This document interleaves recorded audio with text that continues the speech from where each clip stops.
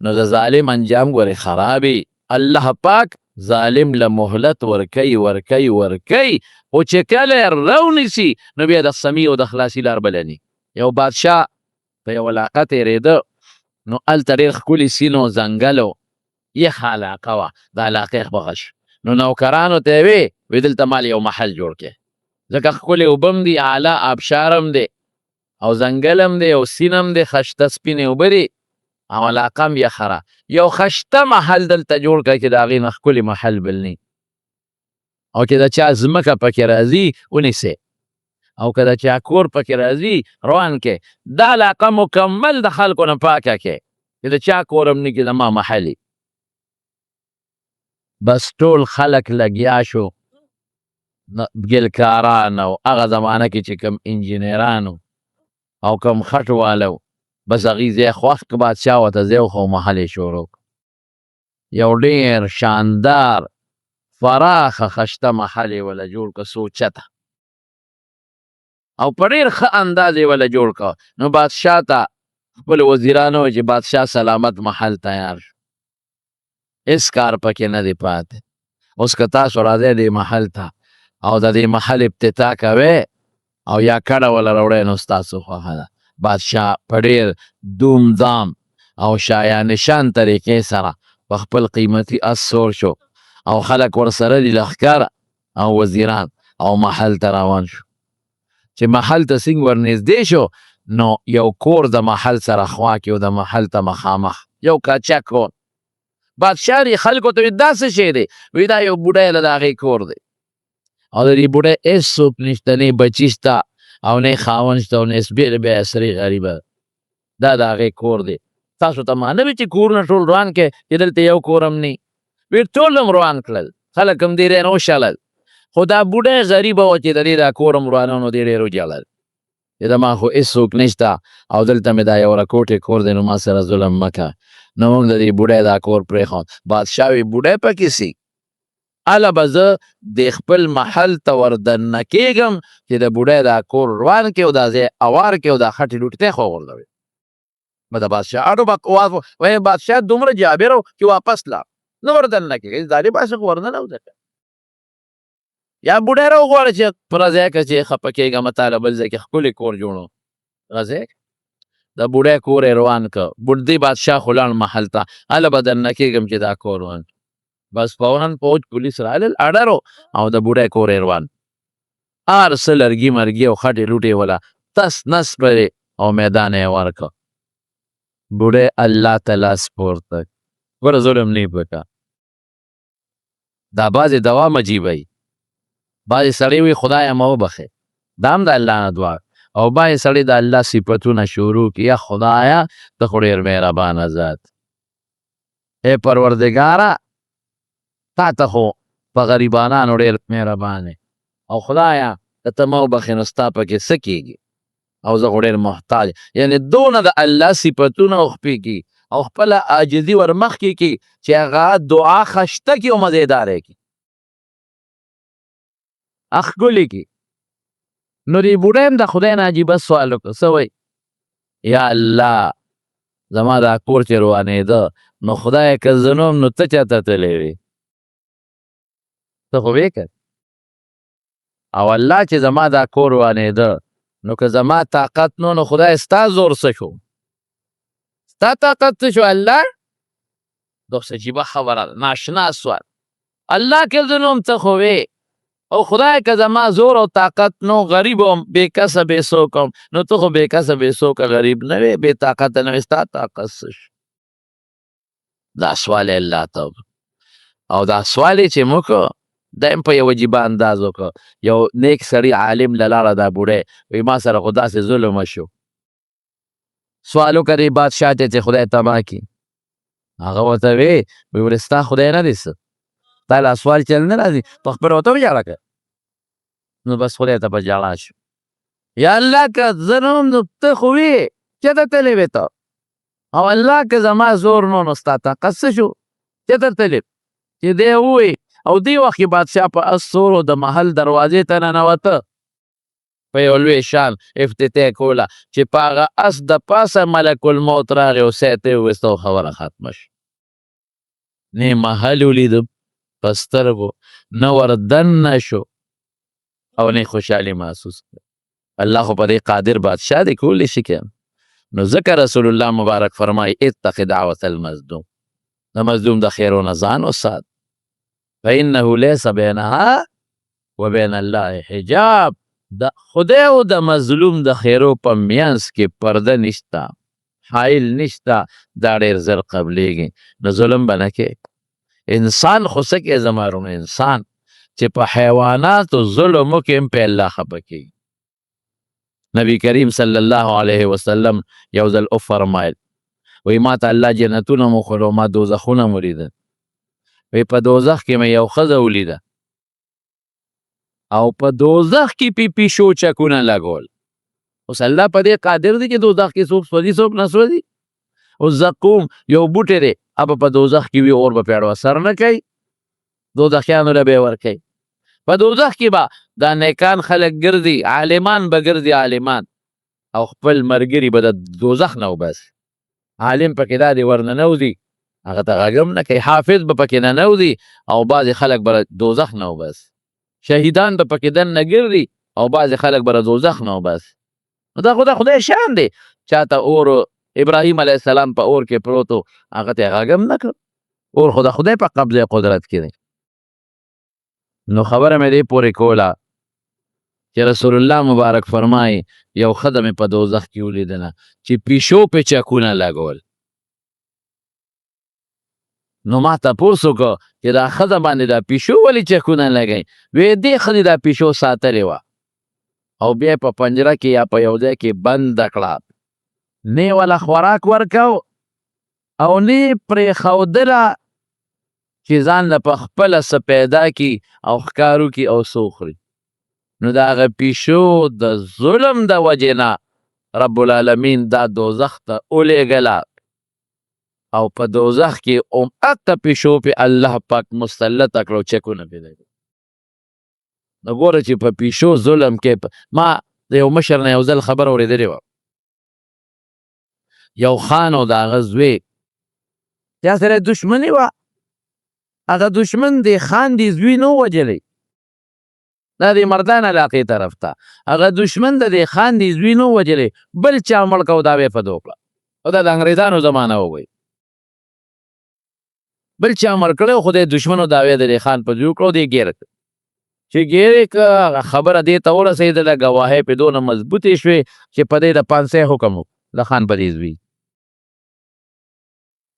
او د خان دې زوی به وي چې زه بېګونی ما دا قتل نه دی کړی، خو خیر به د دروغې ګوی وه او بس جج فیصله وکړه، بیا بل عدالت بل اپیل منسوخ که، بل هم ول اپیل مسترد که او بس اخره کې د پانسۍ کوټې ته ورسېد. وی د خان دې زوی به وي چې ما به خدای بری کوي، ما ته پته ده ما به الله بری. هلکه سپریم کورټ اخیري چې کوم عدالت و هغه دې اپیل منظور نه که او ته ما به خدای بری کوي. وی بس ما ته پته ده چې ما به خدای بری کوي. ما یو جرم کړی دی چې هغه ما ته معلوم دی او د هغې دا مړی مې نه دی کړی، خو یو جرم مې کړی دی، هغه جرم ما ته معلوم دی او الله ته معلوم دی او دا هغه جرم سزا پانسي نه ده. دا هغه جرم دغه سزا وه چې دا ما دې د جیل کې راکړه، دا هغه جرم دغه سزا وه چې په ما د پانسۍ حکم وخته، خو هغه جرم کې پانسي نشته، انشاءالله ما به خدای بری کوي. نو د انګریزانو په قانون کې دا وه چې هغوی به کله جرګې ته کیس ورمخکې کړه، جرګه به کېناسته، هغوی به په کلي کې پوره معلومات واخیستل، هغوی به فیصله کوله. د کیس جرګې ته لاړ، په مشرانو نه ور چې جرګې ته لاړ، جرګې چې تحقیق وکړه نو دا سړی بېګناه و. نو جرګې ووایي چې دا بری کې، دا بالکل بېګناه دی. وی سبا دکه بېګاله د پانسي وه او ناګانه اډر راغی چې دا بری کې، وی را خلاص شو، بری شو. وی چې بری شو نو دنه چا تپوس وکړه چې هلکه ته مطمئن وې او تا دا خبره کوله چې زما به پانسي نه کېږي، تا ته څه پته وه؟ وی ګوره تاسو ته خو ما ویلو چې ما یو جرم کړی دا مې خدای په هغې کې راکاږي او هغه جرم د پانسۍ نه دی، ما به خدای خلاصوي. وی څه جرم و؟ وی یاره یو ځای کې مې روټۍ خوړه او پیشو را ټوپ کړې او د کټ په لنګه راته کېناسته او د ما نه یې ډوډۍ وتښتوله. پیشو د غوښه وکړه روټۍ یې هغې وتښتوله او د کټ په لنګه کېناسته یې خوړه. وایي ما سره تماچه وه، تماچه مې راواخېسته او هغه پیشو مې وویشته. دقه ظلم مې کړی دی، خو د پیشو په ظلم کې زه خدای رانیولی. هغه دونه هغه پیشو ظالمه نه وه، هغه د کور بلده پیشو وه چې غوښه یې وتښتولې یا نوړی وتښتوله نو ما ته په کټ په لنګه کېناسته. نو په کار وه چې ما ورته نوره ورچولې وي. نو ما تماچه راواخېسته، مستي مې پرې وکړه او پیشو مې په هغه ځای وویشته. نو دا هغه جرم و. نوره ما ته پته وه چې د پیشو دا جرم دونه نه دی چې ما به خدای پانسي کوي او ما خدای ته توبې مې ایستې. د مارونو چې په څاروو ظلم کې الله پې خفه کېږي. رسول الله مبارک له یو ځل په جومات کې تشریف فرما، اوښ راغی. اوښ نیغ را روان دی او جومات ته راننوت. خلکو شړه، نبي علیه السلام یې پرېږدی دی، اوښ فریاد راوړی دی بې شرع. بس د هغې حکم و، اوښ نیغ راغی. چې راغی د رسول الله مبارک ته مخامخ کېناست او غړانګې اوده کړه او د پیغمبر علیه السلام د دې دواړو خپو مبارکو په میانځ کې یې کېښوده او برلارې یې شروع کړو. د سترګو نه اوښکې روانې برړېږي لکه چې جاړي او سترګو نه اوښکې روانې. بس نبي علیه السلام وفرمایل، وی دې اوښ ما ته فریاد وکړو، د دې مالک راول. مالک یې راوستو. رسول الله مبارک هغه مالک ته ولوی، وی دې اوښ ما ته ستا فریاد وکړو. څه فریاد یې وکړه د الله رسوله؟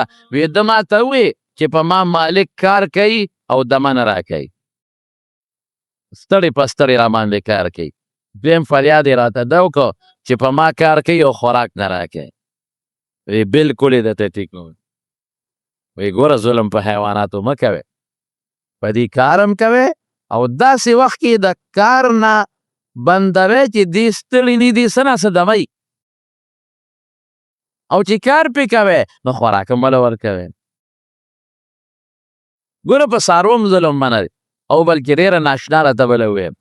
نبي علیه السلام ګوره څاروي خو مکلف نه دي، څاروو له خو نه جنت دی نه وله دوزخ شته، عقل پکې نشته، شعور دی پکې. لیکن حضور پاک فرمایي چې د قیامت په ورځ باندې به الله څاروي م راولي میدان د حساب کتاب. نو کم څاروي چې په بل څاروي ظلم کړی دی نو الله به د هغه مظلوم څاروي دپاره د هغه ظالم څاروي نه هم بدل وایي. ښکرور څاروي په بېښکرو حمله کړې ده، هغه بېښکرو له به خدای پاک ښکرې ورکړي چې د خپل انتقام او بدل ته وایي. څاروو له به هم د یو بل نه بدلې والي نو بیا به الله دا څاروو ته وي کونو ترابن، نو دا به خوري شي، ختم به شي. نو څاروي که په څاروي ظلم کوي هم الله نه برداشت کوي. نو چې د الله بنده د الله په بنده ظلم کوي او بیا مسلمان په مسلمان ظلم کوي، هغه خدای چې ته برداشت کوي. او ورونو دا ګورې زه تاسو بنیادي خبره وکړم، چا هم چې په مسلمان ظلم کړی دی د هغه اخري حشر ته وګورئ نو خدای پاک هغه په خرابه طریقه مردار کړی، ظلم به نه کړ.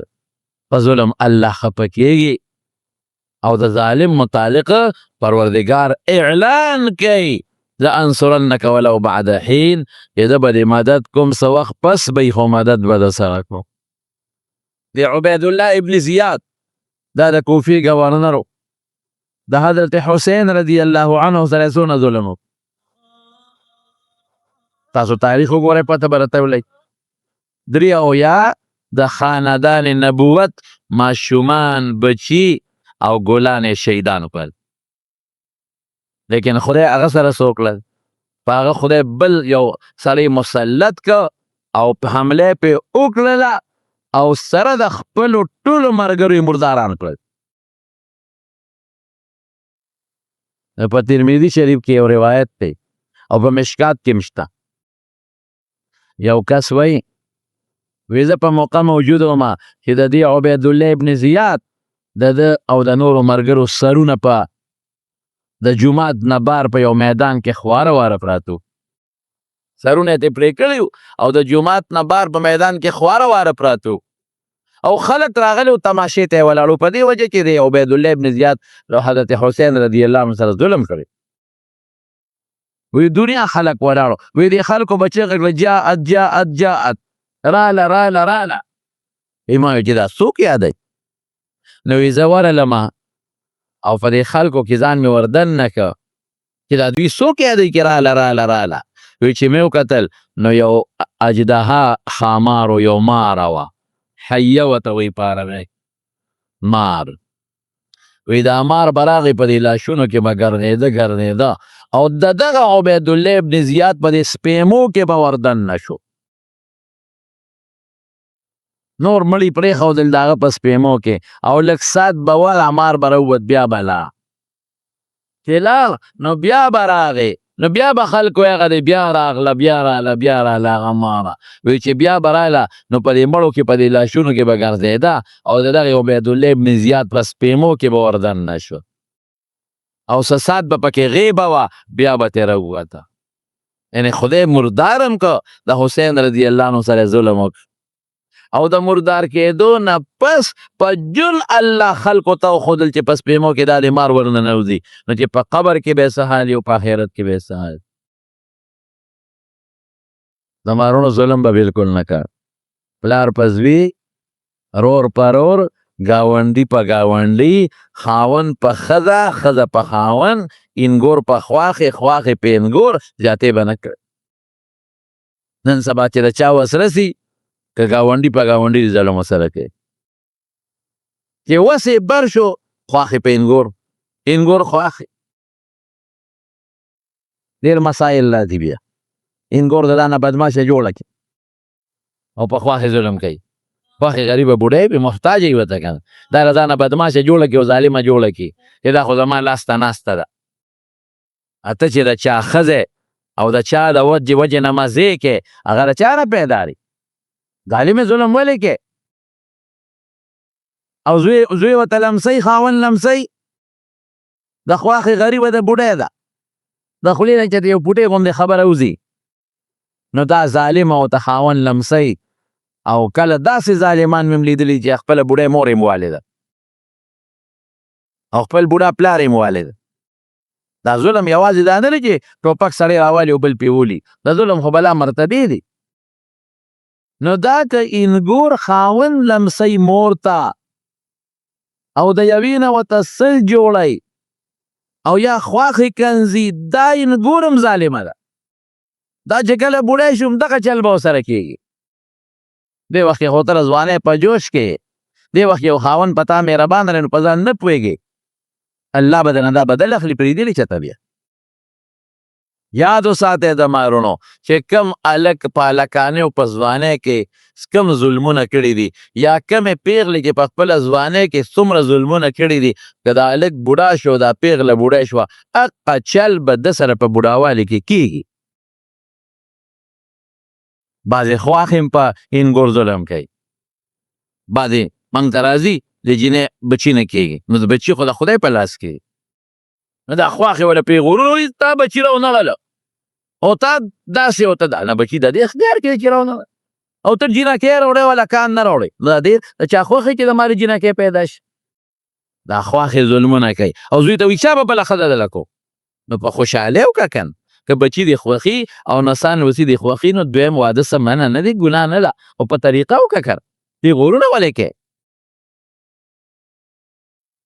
دارنګې خان په خپل نوکر او افسر په خپل لاندې کراسپور ظلم او زیاتې نو دا ګناه ده دا ناروا دا حرام دی ظلم به بالکل نه کوئ د ظالم سره الله مدد نه کوي او د مظلوم ډېر زر رب العالمین مدد کوي ډېر زر یو سوداګرو پخوا خو د شړ علاقې به وي او پیاده مزلې به وي او د سارو نو دې په لاره یو علاقې ته تله تجارت سامان هم ورسره نه خو په قافلو کې خلک تلل د قافلې سره ځان ملګري کو نو یو سړی وله راغی کومه علاقه کوم خوا ځې پلانکې ته یاره وایي ما ځان سره بوځه کرۍ به درکړم او دواړه به سره ملګري وي لارم ماته معلومه ده د پې داسې د عاجز مسکین ګمان وکړو د سوداګر هم وکړي دا خو قریب هم ترې والم او د لارې ملګري به مې هم شي او ځو به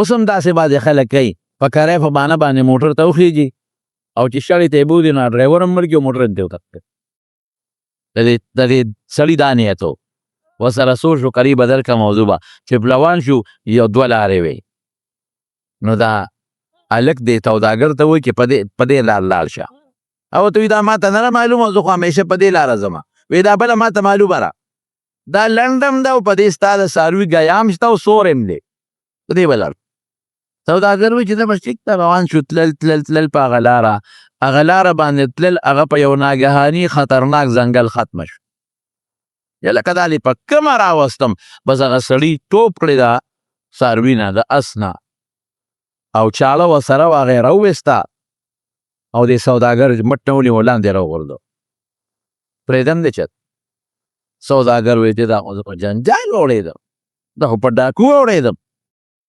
هلکه بس داسې کار دی چې څه غواړې ما سره کومې پیسې دی هم واله او چې کوم د تجارت سامان دی هغه هم واله او ما ته غږ مه کوه ما پرېږده نه ویل اول به تا وجنم دا چې تا پرېږدم خو ته حل وې لومبې به تا وجنم او د هغې نه پس به سامان د نه علم بس سوداګر خو پوه شو چې دا خو زما مرګ راغی نو ډاکو ته وایي ښه داسې وکړه ما پرېږده چې یو 2 رکعته لمونځ وکړم چې مې وجنې چې اخر کې خو یو 2 رکعته لمونځ وکړم که نه هغه وی زه وکړه وي دا مخامخ کپرې نه د خلکو دا مې ټول وجې دا ډوکي نه دا مې او دې منځونه کړي دي ما نه دې مانځه دوی نه دي خلاص کړی ځکه ته منځ کې او ستا یو اخري هغه ارمان دې پوره به چې خو مونځ دې باندې نه شي بچ کوی دې غریب مانځه ته ودرېد انسان وصف هم دغه دی چې بیمار شي یا ګیر شي نو الله ته به چغه وم بل خو زمونږ څوک نشته که زمونږ دی خو زمونږ رب دی که الله دی د غریب چې مونځ شروع که صورت فاتحه یې ووې او صورت وی ته هېر شو یو آیات ویله خوله له راغی امن یجیب المضطر اذا دعاه چې یو سړی محتاج او الله ته چغه وایي څوک دي بې د الله نه چې بچ به یې کړي بې د الله نه څوک نشي بچ کولی دا آیت یې د خولې نه ووته او ناګهانه ټک ټک ټکار شروع شو دې مونځ کوي او ټکارو سره ناګهانه یو شرق شو چې د راوګرځېده نو یو شهسوارو په اس باندې زور نیزه ورسره وه او بس نیغ راغی د اس نه راکوز شو او دغه ډاکو یې په نیزه باندې ښه مضبوط ووهو او چې د نیزې نه یې سینګ وغورځو نو اور پې بل شو په دې ډاکو باندې وسوځېد بل هم شو وسوځېد دې سوداګر زر هغه سړي ته ورمخکې شو خدای د سره خو که ته څوک یې زه خو یې دغه نه بچ کړم دا کو ظالم خو زه وجلم د دنیا نور هم وجلید زه خو یې دغه نه بچ کړم وایي زه د دې آیت امن یجیب المضطر غلام یم وایي زه په 2م اسمان کې وم چې تا خدای ته چغه ووالې نو الله وایي زه اسمان فرشته یم الله وایي څوک به د مدد له لاړ شي نو ما دله ځان راورسو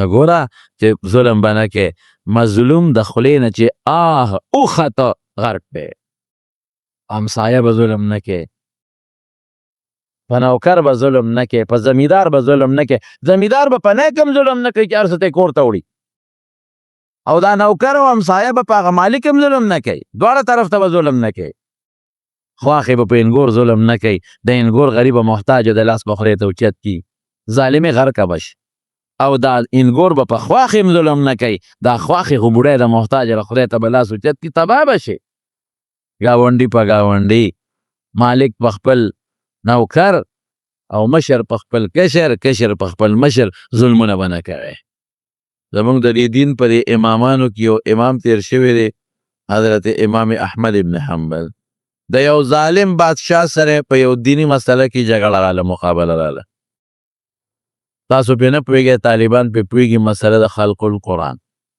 د قرآن په باب کې اوږده خبره نو ویې تړه غریب په زنځیرونو لاس ته زنځیر خپو ته زنځیر په بیړو یو تړه او بادشاه دربار ته راوسته سپینګیري دی مولا دی سپینګیري شیخ الحدیث د رسول الله مبارک 6 لکه یا اویا لکه احادیث ورته یاد دي او د قرآن حافظ وی محدث د حدیث استاد بس بادشاه ظالم و ظالمان خو کوي داسې لاس وخپونه په زنځیرونو وتړه او جلات ته یې راشي په درو یې وه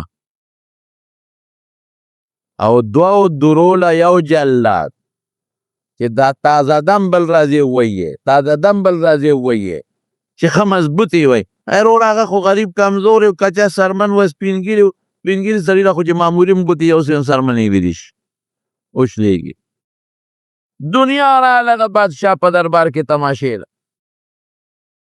چې کم مخالف او چې کم شاګردان و هم راغلل دیوالونو ته ډډې والي چې زموږ په دې شیخ به څه نخرې کوي. نو چې جلاد را منډه کړې او لومبی دوری وواله د غریب د دې املا نه دې وینو دارې ووالې.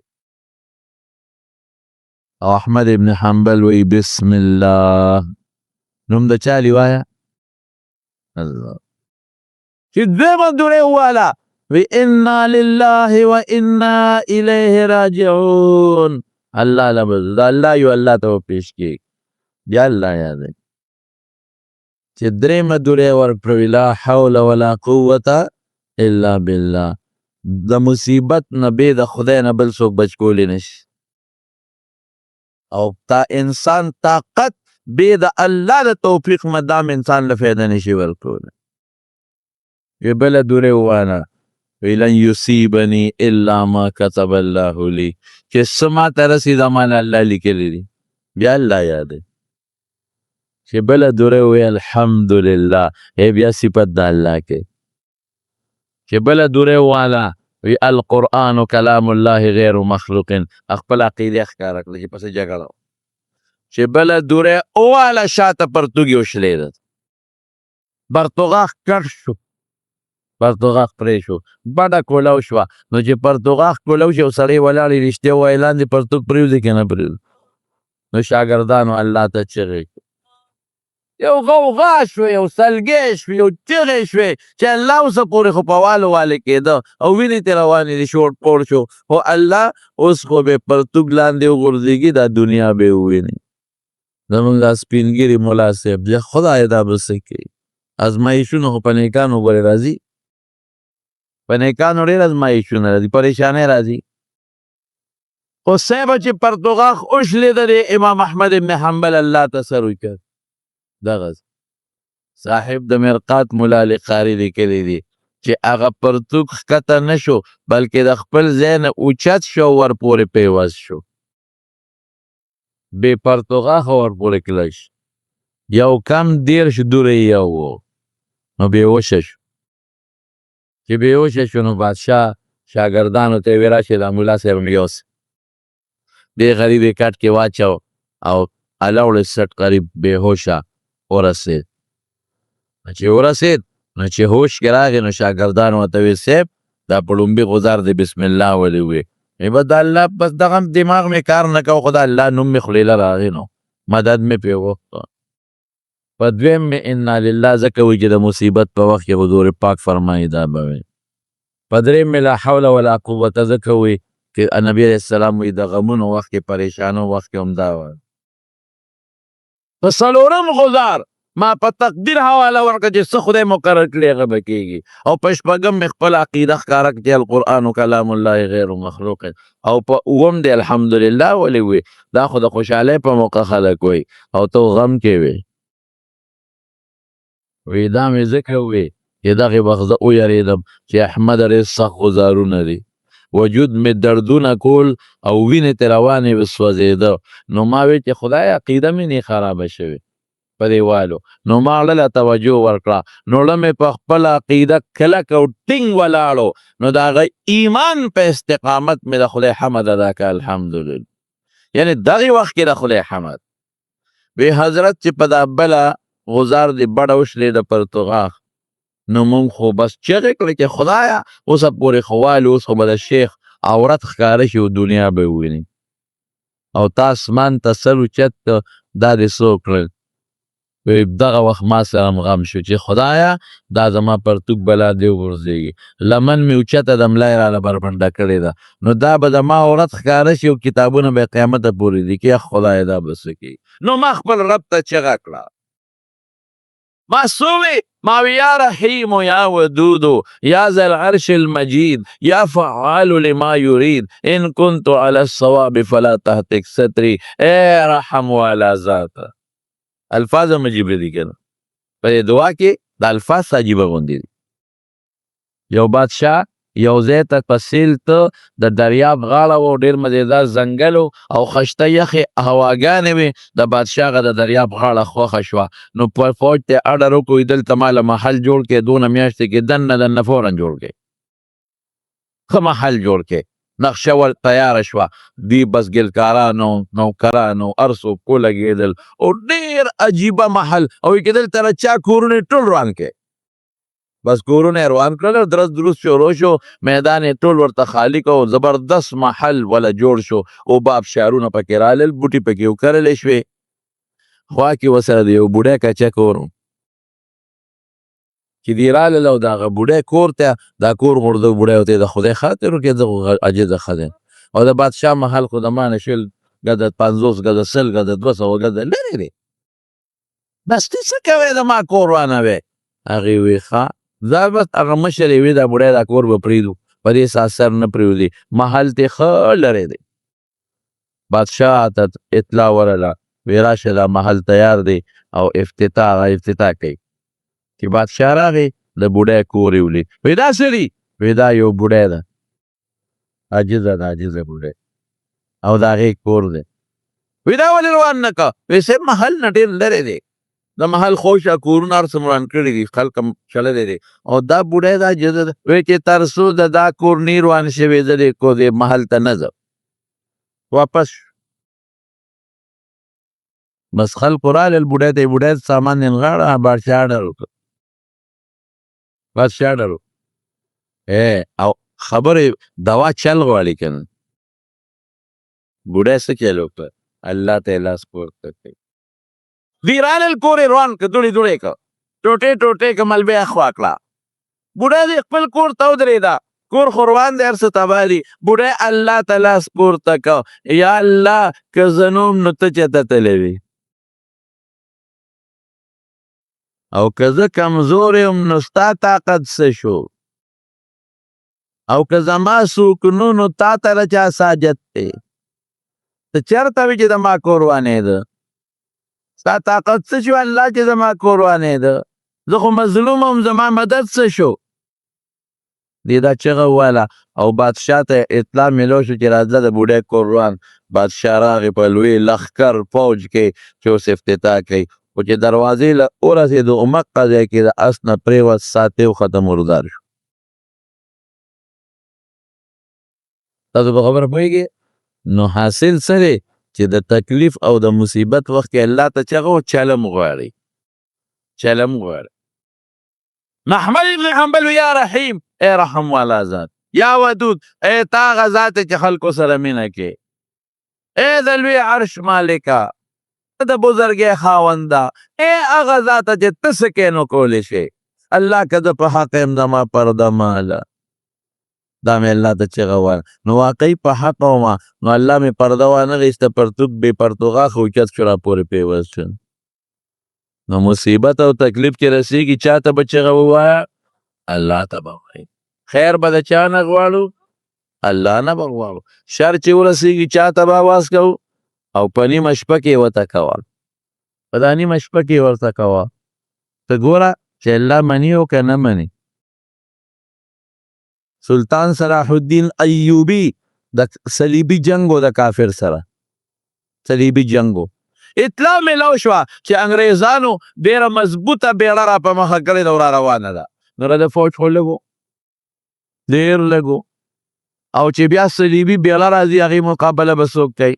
او په بیت المقدس جنګ دی. سلطان صلاح الدین ایوبي ټوله شپه الله ته وژړل، یا خدای زه خو ځان له جنګ نه کوم، ستا دپاره کوم. الله زه خو ستا د کور د بیت المقدس د ازادولو دپاره یم، او دا خو د ده طاقت لکونه یې ما سره زرګونه دي، او دا بحري بیړه راله. نو چا ورته ویل دلته یو نیک سړی دی دې جومات کې د هغه نه دعا وغواړه. نو سړی نیک و، هغه نیک سړي له راغی، په شپې خدای ته ژړلي چې هغه نیک سړي له راغی، ورته وی حضرت راغلی ما زما او د صلیبیانو جنګ دی د انګریزانو، او زه د خدای د کور دپاره لګیم. بیګا مې ورته ژړلي د خدای کور له لګیم، خو اوس هغوی بحري بیړه په مخه کړې، دې سره به څه کوو؟ ابو ذر ورته وی اے سلطان صلاح الدین ایوبی بیګا چې تا ته الله ته کومې چغې والي دي هغې چغو د دشمن بیړه غرقه کړې ده بېغمه اوسه. ښه یو بیګا واقعي اطلاع راورسېده لږ ساعت پس چې د دشمن بیړه چې د سمندر دریاب میاسته شوه، طوفان پرې راغی، سره د پوجانو سره د لښکر هر څه تباه شوي. الله بیا مدد هم کوي. ښه که الله ونه غواړي نو هېڅوک چاته خیر نشي رسول، او چې الله ونه غواړي نو څوک چاته شرم نشي رسول،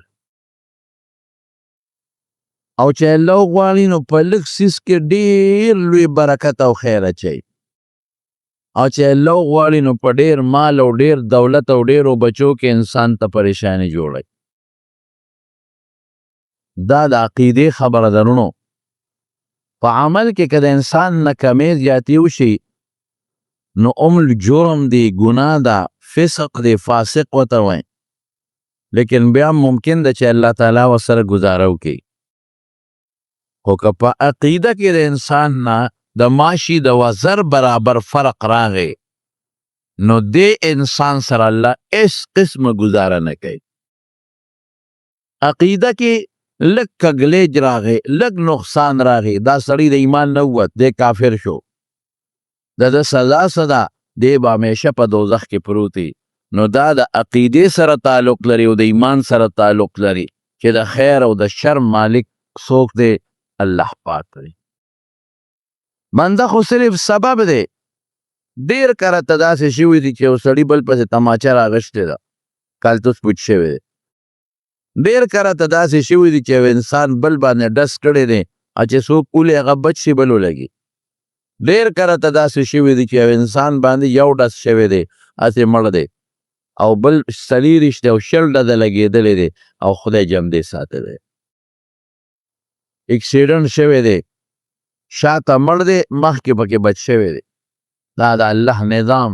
نو رب العالمین په قرآن شریف کې د دې خبرې اظهار کوي چې شر خیر دا زما په لاس کې دي. د دې خالق زیم، د دې خلق، د دې پیدا کول، د دې جوړ انسان سره لګول، د دې شر او د خیر پیول لګول، دا زما کار دی.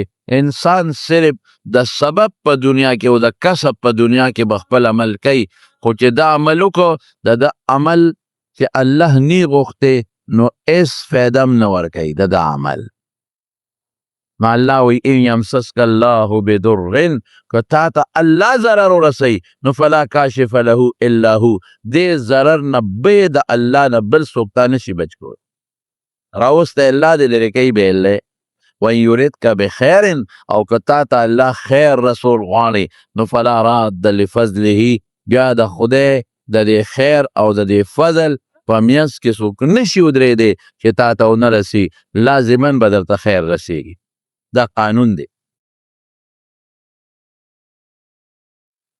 نو شر او خیر د الله لاس کې دی، او په دې شر بچ کېدو کې به مونږ الله ته چغه وو، او د خیر په رسېدو کې به مونږ الله ته چغه وو. بس دا قانون شو. دا یوازې مونږ د ټول پیغمبران. زه به اول نه درته راونیسم. حضرت آدم علیه السلام ته چې الله وی دی بوټي له ګوتې موړه په جنت کې، او هغه بوټي له ګوتې یوړې آدم علیه السلام، نو الله پاک قرآن شریف کې الله فرمایي چې جامې د جنت ته وغورځولې حتی بدت لهما سوآتهما، خپل وجودونه ورته ښکاره شو. فطفقا یخصفان من ورق الجنه، نو د جنت پاڼې خو د غټې وي، زمونږ د دنیا د هغې په شان نه دي. زمونږ خو وړه پاڼه ده د جنت پاڼې خو ډېرې زیاتې غټې دي، زمونږ خو ډېرې پوټینې پاڼې دي. نو د شروع وکړه او د جنت پاڼې به یې راشکولې او په ځان باندې به هغه پاڼې د جنت تاولې او خپل عورت یې پې پټاو د جنت په هغه پاڼو. نو الله د هغه ځای نه دنیا ته راکوز کړل. نو حضرت آدم علیه السلام په سریلنکا کې راکوز کړ. اوس هم هلته یو غر دی په سریلنکا کې، او خلک ځي د آدم علیه السلام د خپې نښه پې پرته ده، او حضرت حوا علیه السلام دا الله پاک په جده کې راکوزه کړه. دواړو خدای ته ژړل، هم ژاړي او دام ژاړي. اوس چې الله وی چې دا جامې درنه په جنت کې کوزوم، شته څوک چې پابند کړي؟ نه. او چې الله وی دنیا ته دې کوزوم، نو آدم علیه السلام د ټولو پیغمبرانو نیکه دی، ابوالانبیا دی، د ټولو پیغمبرانو نیکه دی، او د ټولو بني آدم د آدم علیه السلام چې څومره اولاد دي ټول د ده نه پیدا دي، د ټولو نیکه دی. وایه اوس دغه نیکه چې د پیغمبرانو سردار ځان نشي بچ کولی د الله نه، الله وی دنیا ته به زه بچ کېږي او په جړه سر دی، او دغه پیغمبر چاته سترګې نیغې کړي دي او لاسونه یې پورته کړي دي؟ وایه رب العالمین ته، الله پاک ته. الله پاک ته سوی ربنا ظلمنا انفسنا وان لم تغفر لنا وترحمنا لنكونن من الخاسرین. رب مونږ ځان سره زیاتې وو، که ته نه بخې الله نو بس مونږ خو تاوان کې پرېوتو. جنت خو لاړ، د جنت خوشحالۍ لاړې، دنیا ته رالو، د جنت رڼا لاړه، تیارې ته رالو. جنت کې غم نو دلته غم راغی، هلته اودسماتې نو دلته اودسماتې راغی، هلته لاړه نه وه دلته لاړه راله، هلته سترګو چخې نه وې دلته رالې، هلته معتدل موسم و دلته ګرمي یخني، هلته غم نو دلته غم پریشانی. الله څه جنجال باندې به وړېدو. اوس نور چې څه وشو وشو، خو الله که تاو نه بخلو باس نور برباد یو. نو حضرت آدم علیه السلام وی ربنا، چا ته چغې وی؟ وایه الله ته چغې وی، ای زمونږ ربه، ای زمونږ ربه. الله ته چغه وی. پته ولګېده چې انبیا او پیغمبران چاته محتاج دي؟ الله ته محتاج دي. نو الله ولا توبه فغفر له، الله ولا توبه قبول کړله. وی بس جنت ته واپس نشي تللی. د جنت خوشحالي به میلاویږي خو مرګ نه پاس. د الله پکې حکمت او مقصد دا دی چې دا دی ګور چاته چغه وي الله ته. ښه دویم پیغمبر له راځه حضرت نوح علیه السلام 950 کاله قوم ته تبلیغ وکړ. 950 کاله لږ شی نه دی. قوم نه منه، ده به قوم دپاره دعاګانې کولې، قوم به پې کنځل کول، ده به قوم ته نصیحتونه کول، قوم به پې غورونه ورکول. 950 کاله قوم سره مقابله ده. څوک 15 کاله خراب زوی سره ژوند نشي تېرول، څوک 10 کاله خراب زوی سره ژوند نشي تېرولی، او ټول قوم یو خوا نوح علیه السلام د یو څو ملګرو سره بل خوا، چې 950 سال محنت باندې څه مرتبه نه شوه نتیجه، نو چا ته لاس نیسي بیا؟ الله ته لاس نیسي. بس او داسې لاس الله ته نیسي، زاری کوي رب لا تذر علی الارض من الکافرین دیارا. رب چا ته چغه وی؟ ای زما ربه، ربی یسل، رب ای زما ربه لا تذر علی الارض من الکافرین دیارا، چې په دې مخ د ځمکه د کافرانو کور درنه پاتې نشي. بس اوس الله ته محتاج. انک ان تذرهم، او که دا ته پرېږدې هم دغسې په دې حال یضلوا عبادک، یو شپېته او یا مسلمانان مې جوړ کړي دي دا راله بربادوي. ما یوازې کوي دا مراله کافر کوي. ولا یلیدو الا فاجرا کفارا، او الله ما خو زه بچو کې به نیکان پیدا شي که دا ظالمان دي، خو بچو کې هم چې تر څو ننه پورې پیدا شو هغه هم ټول کافران دي. نو الله پاک ورسره څه چل وکړو؟ رب العالمین ورته ویې ډېره ښه ده، بس غفار التنور. بس الله پاک اوبه رافوټ کولې، نوح علیه السلام سره د هغه مسلمانانو کشتۍ ته وخته، زوی اعتبار پاتې شو. نو زوی باندې سړی دړمن کېږي. نو زوی ته وایي ای بچې خېجه شاوه، راوخېجه، هغه ته وایي چې ده تا ته کشتۍ ته نه خېجم، جودي غر ته به وخېجم. او ته وایي لا عاصم اليوم من امر الله، نن د خدای د عذاب نه څوک نشي بچ کېدی. بچې مه کوه، نه دې جودي بچ کولی شي، نه دې بل شی بچ کولی شي. الله چې په چا رحم وکړه هغه بچ مه کوه. او وایي نه تا سره نه خېجه، زوی کافرو. الله وی فحال بینهم الموج فکان من المغرقین. دی په دې خبرو کې چې چپه پې راله چې راله زوی وله غرق کړه. نو بیا هم زوی خو دی که نه. نو الله نوح علیه السلام ته ویلو چې تا به هم بچ کوم ستا اهل به هم بچ کوم. نو زر یې الله ته لاس ونیوه، یا الله ان ابني من اهلي، زوی خو زما اهل کې نه دی داخل، بچی مې نه دی، د کور خاوند مې نه دی، تا خو ما سره وعده کړې وه چې ستا اهل به نه بچ کوم. الله وی انه لیس من اهلک، دا ستا بچی نه دی، نسبی دے دے اور نسبی وراثت لا ایس اعتبار نشتا، روحانی بچے وائے. دا رسول اللہ مبارک نسبی تر ابو لہب چی ایمان وسر نشتا اور نبچ شو نا، تبت یدا ابی لہب و تب. دا رسول اللہ مبارک اغا تر ابو طالب چی چا پیغمبر علیہ السلام معشوم لوے کڑے دے او دا نبی علیہ السلام تا پارے دیر لوے قربانے ورکڑے دے. معشوم لوی که معشوم ابو طالب د قوم مشر و عزتمندو، نو رسول الله مبارک ته د هغه د برکت نه چا نشو ویل، هېڅ چا نشو ویل. او کافران راغلل ابو طالب له په جرګه، مونږ تا له په جرګه راغلي ابو طالب صاحب ته زمونږ مشر دارواره دې راغواړو پوه که پیسه چې څومره غواړي مونږ ورکوو، ښځه چې په چا ګوته ږدي ولې ورکوو، سوچ غواړي. او که مشري غواړي د دې قوم مشر کو بادشاه کو یې نبی علیہ السلام راوغوښت ابو طالب او دا ابو جهل او دا حرامیان ته ګیر چاپېره ناست عتبه او شیبه. ابو جهل ورته په ډېر ابو طالب ورته په ډېر عجیبه انداز ویل واره دا قوم دی راغلی تا سره مذاکرات کې جوړه ورسره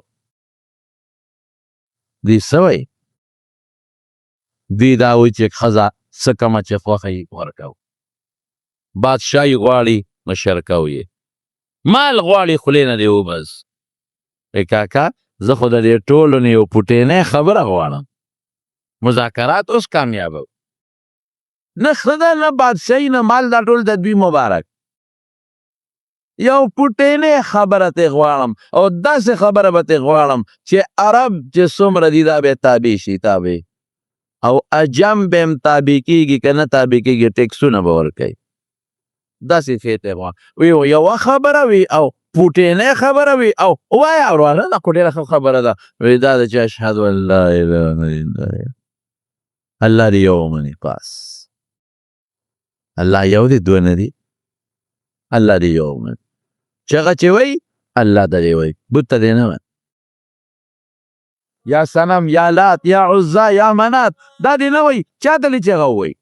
نو قسم په الله چې دې چغه الله ته ووانه د الله نه مهربانه عادت بل نشته دی بیا که رالکه شته دې ووایه راته. یو بت پرستو بت ته سجده لګوله، د شپې ناست یو بت ته سجده کوي او یا صنم یا صنم یا صنم دا چغه وایي. مونږ یا الله یا الله، هغه وایي ای زما خدای بت یادوي یا صنم یا صنم، ټوله شپه لګیا خولې تیر وته وی یا صمد، صمد د الله نوم دی، ای بې نیازه. صمد چاته وایي؟ هغه ذات ته چې ټول مخلوق ورته محتاجه دی او هغه چاته محتاجه نه دی. نو ټوله ورځ لګیا دی او د شپې یا صنم ای زما بوته خدایه بوته بوته، نو سترګې لږ خوب ورغې خوب، نو خولې تیر وته، نو د یا صنم په دې څه ووایي یا صمد. و چې یا صمد نو الله اسمان کې چغه کړه لبیک یا عبدي، بنده حاضر یم. اسی د خولې نه ووته او الله هغه ځای نه آواز کوي لبیک عبدي، بنده حاضر یم. نو فرشتو الله ته وی الله د خولې نه ووتل قصدن خو یې درته آواز نه دی کړی خو تا نه مني، خو بت ته لګیا دی د شپې ټوله شپې رونه کړې ده خو خوب ورغې د خولې نه په تیر و تیر کې ووتل. الله فرشتو ته وی دې بت ته چغې وی، بت آواز ورکولی شي وی نه، بت خبره اوري وی نه، بت جواب ورکولی شي وی نه. نو که ما هم جواب نه وي ورکړی زما د بت میانځ کې به څه فرق و، که ما هم آواز نه وي ورکړی زما د دې بت میانځ کې به سفر نو چې کافر په تیر کې مو یا صمد نو الله وی لبیک عبدی بنده حاضر حاضر حاضر نو چې کم بنده په الله ایمان لري لکه مو تاسو غوندې ټول وایي الحمدلله چوک سره وایي الحمدلله نو موږ په الله ایمان لرو موږ الله رازق منو موږ الله خالق منو موږ الله یو منو عقیده لرو چې په نیمه شپه کې م ورته چغه وو نو موږ ته به وایي حاضر یم موږ د دې ټولو کائناتو مالک الله منو موږ د مرګ او د ژوند مالک الله منو موږ د دې خپلو بچو مالک الله منو موږ د عزت او د ذلت حقیقي مالک څوک منو الله منو چې موږ ورته چغه وایو یا صمد رښتیا وایه څونه به خوشحالېږي خو موږ ډېر بد قسمته یو ډېر بد قسمته یو زموږ په بوډۍ چې راشي په بوډۍ په کور کې دننه نو دې دا نه وایي چې یا الله دې وي پیره بابا را رسېږه د کاکا صیب را رسېږه هلکه ټیک وایي که نه وایي هغه زموږ دا تقریرونه کوو دا خلک لږ برابر شو